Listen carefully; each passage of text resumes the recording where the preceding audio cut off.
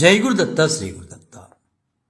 నేడు మనం అంతో ఇంతో జ్ఞానాన్ని సంపాదించుకోగలుగుతున్నామంటే దానికి ముఖ్యంగా సాహితీకారులు, సుభాషితకారులే అని నిస్సంకోచంగా మనం మాట్లాడుకోవచ్చండి. వారు దాదాపు ఎంతో జ్ఞానాన్ని మనకి వదిలి వెళ్ళారండి. సాహితీకారులు అయితే ఇప్పటికీ కూడా వారి జ్ఞానాన్ని సమాజానికి పంచుతున్నారు కూడా.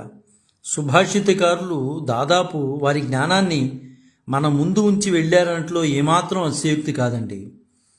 దాదాపు 500-600 సంవత్సరాలు అవుతున్నా వారి గురించి ఈరోజు మనం మాట్లాడుకుంటున్నామంటే అయితే ఆనాడు ఉన్నటువంటి పరికరాలను ఈనాడు చాలా సులువుగా చూస్తున్నాం. కానీ వారు వదిలినటువంటి జ్ఞానం అపురూపమైన జ్ఞానం అండి. నిజంగా చెప్పాలంటే ఆనాడు టేప్ రికార్డుల్ని ఈరోజు ఎవరింట్లోనూ లేవు. అంటే కాలంతో అన్నీ మార్పు వస్తున్నా కానీ జ్ఞానంలో మాత్రం ఆనాడు ఈనాడు కన్నా అద్భుతమైన జ్ఞానం ఉందనే మనం మాట్లాడుకోవచ్చండి. మహానుభావులు ఎన్నెన్నో అన్ని విషయాలను కూడా వారు చర్చించేవారండి. వారి భావ ప్రకటనల ద్వారా అయితేనేవ్వండి, లేదా వారు శతక పద్యాల రూపంలో అయితేనేవ్వండి, శ్లోకాల రూపంలో అయితేనేవ్వండి, ఏదైనా మనకి ఈ సమాజానికి మేలు చేశారనే మనం చెప్పుకోవచ్చండి. అలా మేలు చేసిన మహానుభావులు చాలా చాలా చాలామంది ఉన్నారనుకోండి.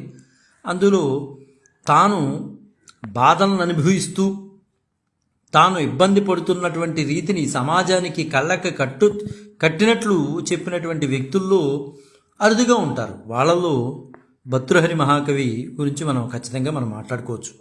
ఆయన ఎన్నో ఇబ్బందులు పడి ఆయన ఇబ్బందులను దృష్టిలో ఉంచుకుని ఇలాంటి ఇబ్బందులు మీరు పడకూడదు, సమాజంలో ఉన్నతికి చేరే వాళ్ళు ఇబ్బంది పడకూడదని మంచిని చెడుని రెండిటినీ కూడా ఆయన చెప్పగలిగారండి.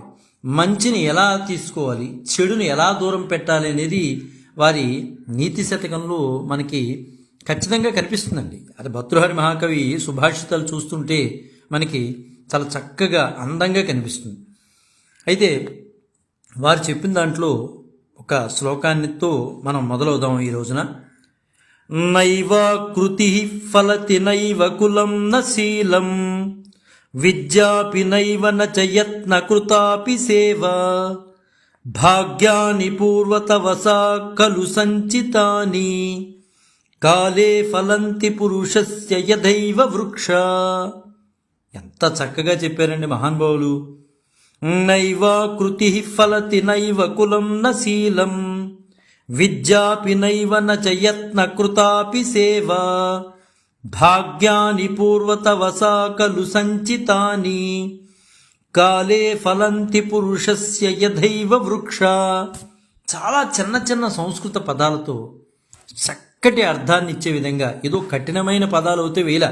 అయితే భర్తృహరి మహాకవి కఠిన పదాలతో కూడా శ్లోకాలు రాయటం జరిగిందండి. కానీ ఈ శ్లోకం మాత్రం చాలా చిన్న చిన్న పదాలతో అర్థాన్ని, చక్కటి అర్థంతో ఈ సమాజానికి వదిలేరండి వారు. ఈ శ్లోకాన్ని ఏమని చెప్తున్నారంటే, పురుషునకు ఆకారం కానీ, కులము కానీ, స్వభావం కానీ, విద్య కానీ, ప్రయత్నపూర్వకంగా చేసిన సేవ కానీ ఫలము ఇవ్వవు అని చెప్తున్నారు. చాలా ఆశ్చర్యకరమైన విషయం. ఇవ్వవు. మరి ఎలాగా అంటే అతను చేసుకున్నటువంటి పూర్వకృతమును చేసుకున్నటువంటి తపస్సు వల్ల మాత్రమే ఆ భాగ్యం కలుగుతోంది అతనికి. అలా కలుగుతోందంటే అతని కులము కానీ, అతని స్వభావం కానీ, అతని విద్య కానీ, అతని సేవ కానీ, అతని చూడటానికి అతని ఆకారం కానీ ఇవన్నీ వచ్చాయి అంటే అది మామూలుగా వచ్చిన విషయం కాదయ్యా. పూర్వకృతమున అతను చేసుకున్నటువంటి తపోబలం ఏదైతే ఉందో ఆ భాగ్యము చేతనే ఈరోజు అతను అలా కనిపిస్తున్నాడు మీకు. అంతే. ఈరోజు అతను చూసి అయ్యో అతను అలా ఉన్నాడే, మనం ఉండలేకపోతున్నామని మనం బాధపడకూడదు. చక్కగా చెప్తున్నాడు ఆయన. ఎందుకు బాధపడకూడదు? అతను పూర్వ తపస్సు చేసిన ఆ తపోభాగ్యమే అతనికి ఈ రోజున అంత అందంగా, అంత మంచి కులంలో, అంత మంచి స్వభావంగా, అంత విద్యావంతులుగా, ప్రయత్నపూర్వకంగా చేసే అతని సేవ కానీ ఇవన్నీ కూడా మన కళ్ళ ముందు, మనం మనుషులం కాబట్టి అతను కూడా మనిషే కానీ అలా అనిపిస్తుంది. కానీ అతను పూర్వజన్మలో చేసుకున్న వాసనా ఫలాలు అతన్ని అలా నిలబెట్టాయనే విషయాన్ని మనం గమనించుకోవాలని చాలా సుస్పష్టంగా చెప్తూ, వృక్షం వల్లే ఆ కాలం వచ్చినప్పుడు మాత్రమే ఆ ఫలాలు ఇస్తుంది. ఇవాళ తీసుకొచ్చి మొక్క నాటితే వెంటనే అది వృక్షం అయిపోయి ఫలాలు ఇవ్వదు కదా, దానికి ఒక సమయం అనేది ఉంటుంది. ఇప్పుడు కూడా మనం కూడా అంతే. ఈనాటి నుంచి మనం తపోబలంతో మనం వెళుతూ ఉంటే ఒకనాటికి ఖచ్చితంగా అతని స్థాయికి మనం చేరుకుంటామయ్యా. ఎవ్వరూ బాధపడక్కర్లేదు. మనస్సు తపస్సు మీద ధ్యానం చేస్తే ఖచ్చితంగా అతను ఆనాటికి ఆ స్థాయికి, ఇప్పుడు అతను ఎవరైతే నీ కంటి ముందు కనిపిస్తూ మాట్లాడుతున్నాడో అతని స్థాయికి నువ్వు కూడా చేరుకుంటావు. కేవలం తపోబలం వలన, వాసనా ఫలాల వల్ల మాత్రమే, పూర్వజన్మ వాసనా ఫలాలు ఈ జన్మలో చేసుకున్నటువంటి ఫలాల వల్ల మాత్రమే అతను అలా కనిపిస్తున్నాడు అనే విషయాన్ని సుస్పష్టంగా చెప్పారండి మహానుభావుడు. అంటే ఈర్ష్య అసూయలు దూరం పెట్టండి. అతను అలా ఉన్నాడు అంటే అతను చూసి ఈర్ష్యపడమని కాదు, అతని తపస్సును మీరు కూడా చేయడానికి ప్రయత్నం చేయండి. అతను ఏదైతే చేశాడో మంచి కర్మలు, ఆ కర్మలు చేశాడు కాబట్టి ఈ రోజున నిలువుటద్దల్లో అతను మనకు అలా కనిపిస్తున్నాడు. మీరు కూడా అలాగే చేయండి, మీరు కూడా అలాగే ఉండండి అని చెప్పకనే చెప్తున్నారు మహానుభావులు భర్తృహరి మహాకవి. ఇలాంటివి ఎన్నో కూడా ఆ మహాకవి నోటి నుంచి వచ్చినాయి అనుకోండి. మనం సమాజంలో చూస్తూ ఉంటామండి. కొండలను పగలగొట్టైనా సరే, బట్టలను చించుకునైనా సరే, గాడిదల్లాగా అడిచైనా సరే, ఏదో ఒక విధంగా జనం దృష్టిలో ఆకర్షించాలనుకునేటటువంటి మనుష్యులు ఈ లోకంలో మనం చూస్తూ ఉంటాం.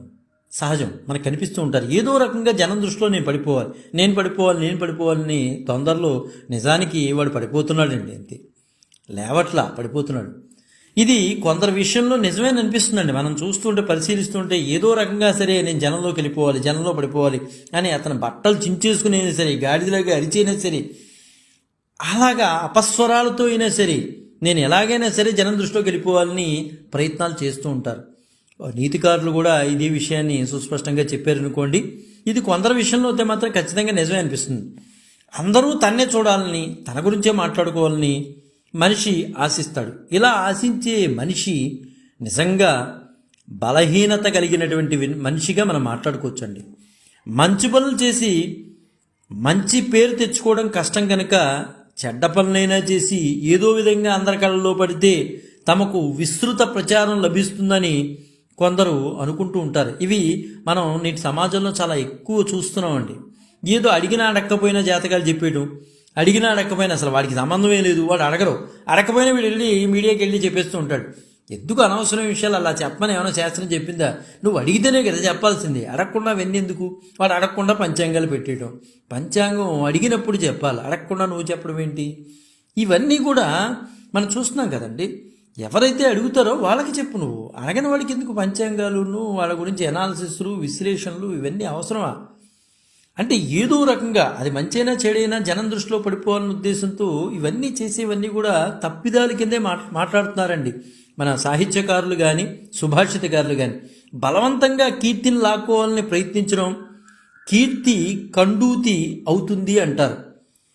కీర్తి కండూతి అంటే అది పెద్ద పదంగా అనుకోవద్దు. కండూతి అంటే దురదండి.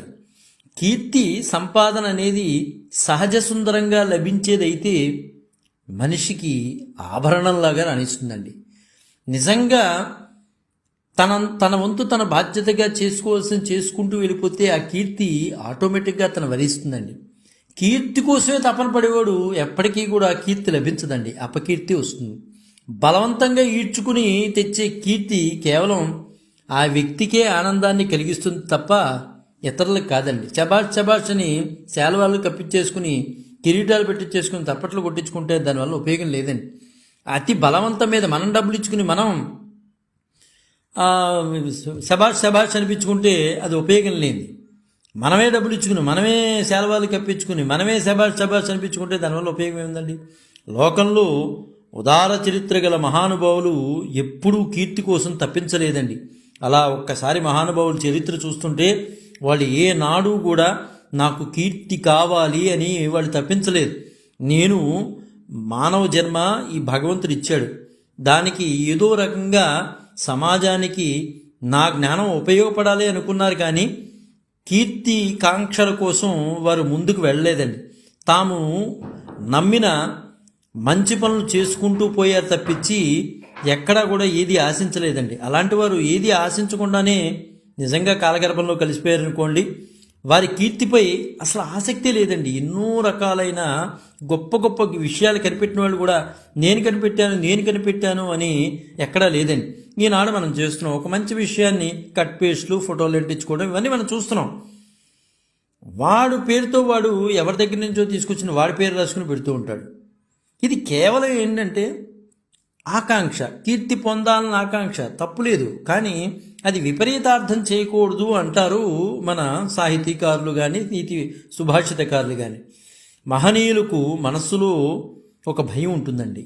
నిజంగా మహనీయుడికి ఒక భయం ఉంటుంది. ఏంటి అంటే అపకీర్తి రాకూడదు, ఆ భయం ఒకటి. కానీ కీర్తి కూడా రాకూడదు అనుకుంటాడు. ఎందువల్లంటే కీర్తి వచ్చిందనుకోండి దాన్ని నిలుపుకోవడం చాలా కష్టం, ఒక పరీక్ష లాంటిది.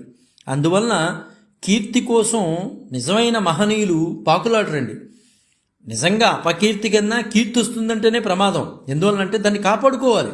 ఇవాళ నీకు తీసుకెళ్ళి దండేశారంటే నిన్ను ఒక ప్రజ్ఞావంతుడిగా గుర్తించి నీకు దండలేస్తూ నిన్ను పొగుడుతున్నారంటే దాన్ని నిలబెట్టుకునేటటువంటి పరిస్థితి నీలో ఉండాలి. నిలుపుకోవడం కూడా అంత శ్రమించాల్సి వస్తుందండి. అందువలన వీళ్ళందరూ కూడా మహానుభావులు అందరూ కూడా కీర్తి కోసం పరితపించలేదండి. ఎందువల్లంటే దాన్ని నిలబెట్టుకోవడం చాలా కష్టం కాబట్టి. ఇదంతా ఒక లంపటం అండి. కీర్తికాంక్ష లేకుంటేనే మంచిదని నిజంగా మహానుభావులు అయితే కనుక అనుకుంటూ ఉంటారు. కీర్తికాంక్ష అనేది ఒక వ్యసనం అండి. నిజంగా చెప్పాలంటే అది వ్యసనం. వ్యసనం మంచిదైనా చెడ్డదైనా మనిషిని ఏం చేస్తుందండి, వెంటాడుతూ ఉంటుంది, నిత్యం అశాంతికి గురి చేస్తూ ఉంటుంది. మొన్న ఈ మధ్య చూసాం, ఎవరో అడ్మిన్ తన పెట్టినటువంటి మెసేజ్కి ఒప్పుకోలేదు, అదేవిధంగా టిక్ చేయలేదు, శభాష్ అనలేదు అనే ఉద్దేశంతో ఊరేసుకు చదివాడు. ఇలాగా సమాజంలో చాలా చూస్తున్నాం. నేను పెట్టిన మెసేజ్ నన్ను గొప్పగా పొగడలేదని చెప్పి చనిపోయిన వాళ్ళు కూడా ఉన్నారండి. అంటే ఏంటి, కీర్తికాంక్షల కోసం పరితపించేవాడి మనస్సు ఎప్పుడూ అలాగే ఉంటుంది. కీర్తి కోసం పరితపించని మనసు మహానుభావుల మనసు అండి. నువ్వు ఏదో టిక్ చేస్తావు, నువ్వేదో లైక్ చేస్తావు, నువ్వేదో షేర్ చేస్తావు, ఈ మాటలు ఇప్పుడు వచ్చినాయండి. ఈ షేర్ చేయటాలేంటి, టిక్కులు చేయటాలేంటి, ఇవి సంతోషపడిపోవటాలేంటి. ఒక మంచి మాటలను మనం చెప్పాలి తప్పించి వాళ్ళ దగ్గర నుంచి మనం ఆశించడం అనేది చాలా తప్పండి. అలా ఆశించేటటువంటి వ్యక్తులు ఎప్పటికీ కూడా సుఖంగా ఉండలేరు అని మన నీతి శతకారులు చెప్తూనే ఉన్నారు. పూర్వం చక్రవర్తులు మొదలుకొని సామంతరాజులు దాకా ఎందరో కీర్తి కోసం తప్పించిన వారే కదండి. దానశీలులుగా ప్రఖ్యాతి పొందాలనుకున్నారు కదా. కొందరైతే వీరాది వీరులుగా కీర్తి గడించాలని కోరుకునేవారు. కొందరు నిత్యం ఎదురువారిని పొగుడుతూ పబ్బం గడిపేవారు. కొందరైతే తాము ఇతరులను పొగిడి ఇతరుల వలన పొగడ్తలను ఆశించేవారు.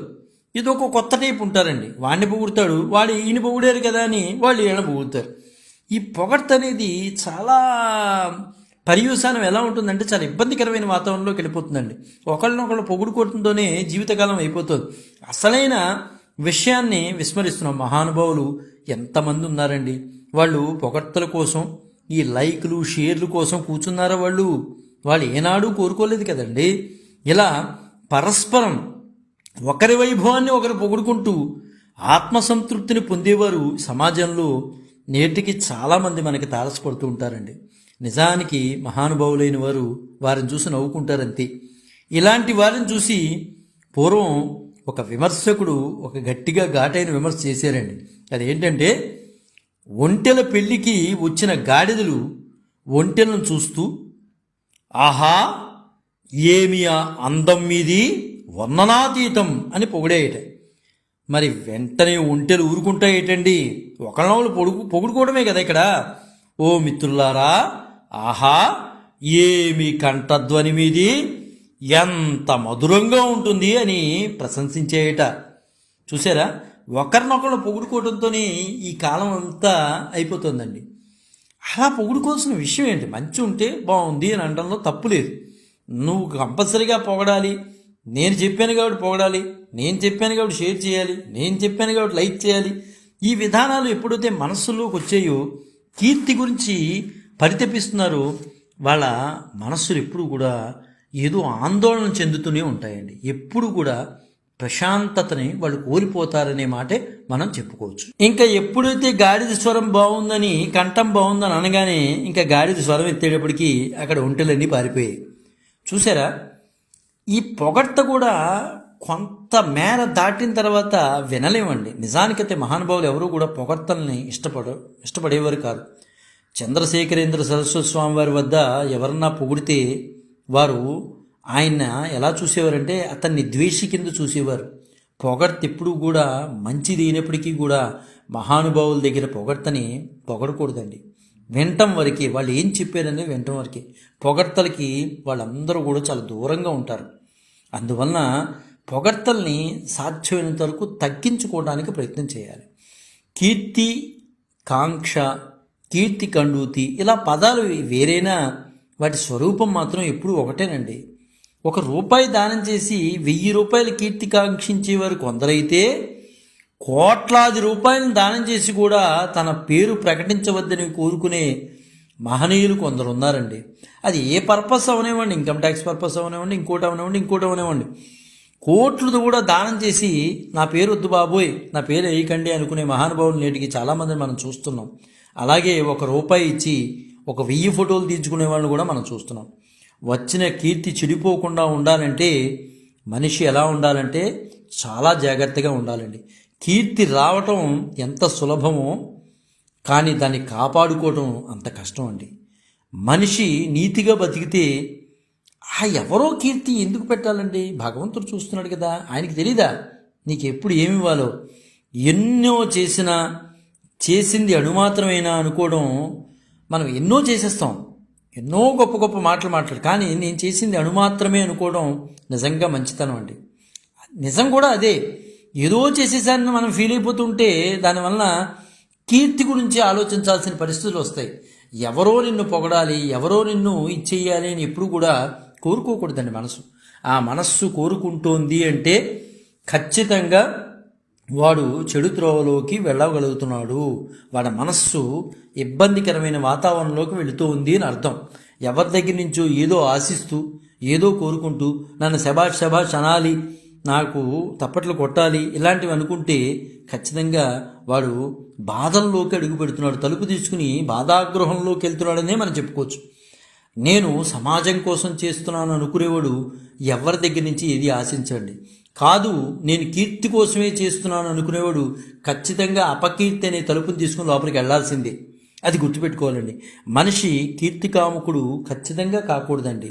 మన సుభాషితకారులు చెప్పిన, సాహిత్యమూర్తులు చెప్పిన ఇదే మాట చెప్తూ వచ్చారు. సహజ కీర్తి ఎప్పుడు కూడా ఎలా ఉంటుందంటే ఒక కిరీటంలాగా ఉంటుందండి. కనిపించని కిరీటమే సహజ కీర్తి అండి. నిజంగా మనిషి ఎలా ఉండాలంటే సహజ కీర్తి కిరీటధారి అయి ఉండాలి అని మన పెద్దలందరూ కూడా మనకి చెప్తున్నారు. మన పెద్దలు ఏవైతే చెప్పారో వాటిని మనం అనుసరిస్తూ వెళ్ళి ఈ తరంలో ఉన్నటువంటి వారికి మనం తెలియజేయడానికి మనం ప్రయత్నం చేద్దాం. జై గురుదత్త, శ్రీ గురుదత్త, శ్రీపాద శ్రీవల్లభ చరణదాసుడు, మానికొండ రాజశేఖర శర్మ, రాజమహేంద్రవరం. స్వస్తి.